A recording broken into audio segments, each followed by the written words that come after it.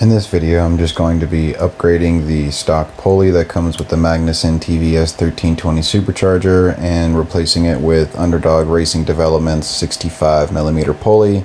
Should give me 2 to 3 added PSI and necessarily more power in the lower band. This thing doesn't boost up to a little bit later, so here you can see me just trying to break through the Loctite, which is really the only hard part here.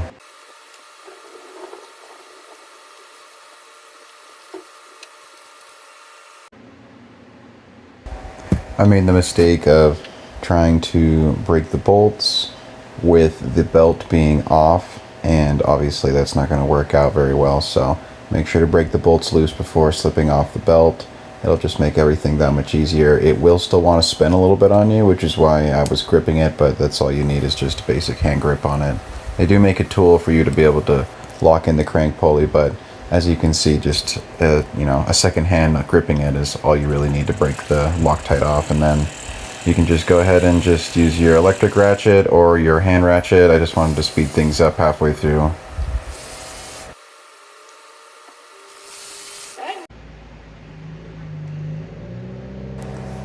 I also saw quite a bit of conflicting information by just asking general AI bots on how to get the pulley off. With this new supercharger, it's not pressed on, it's just these 4 simple bolts. You could see how easy it comes off. I was actually really surprised that it wasn't pressed on in any way or just tight at all.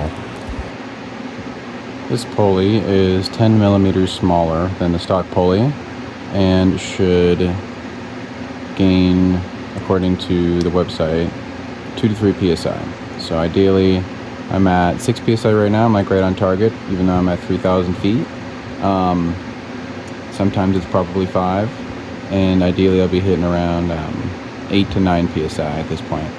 That should be just enough power to make things confident and comfortable without pinging or detonating or anything like that. So I should be good on the hottest days when things are at the worst conditions.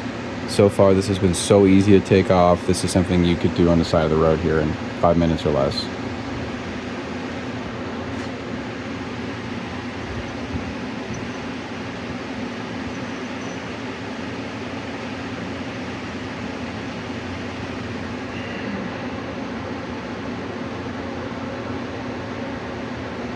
The screws they supplied are just a little longer, maybe a millimeter or 2.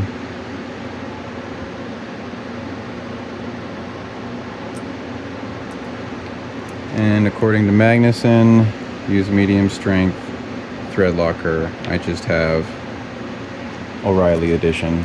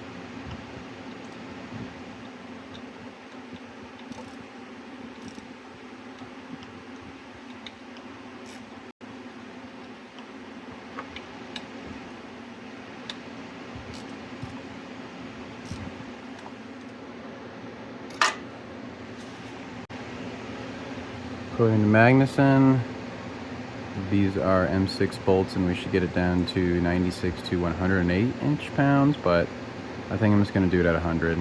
Just try to land it in the middle there, something that's easy for me to remember too. So we're going to do 100 inch-pounds. Alright, we're going to put the belt back on here.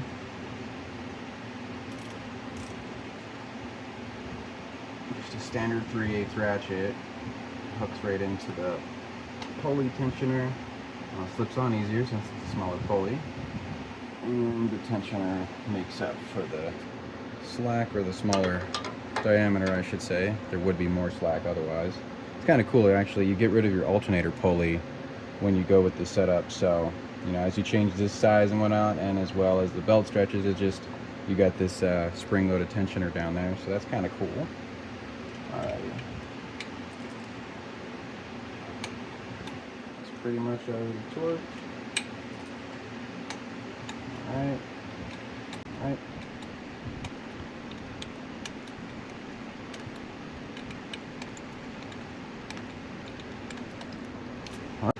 Whole thing took less than 10 minutes, and that's including running back and forth into the garage as I'm forgetting stuff.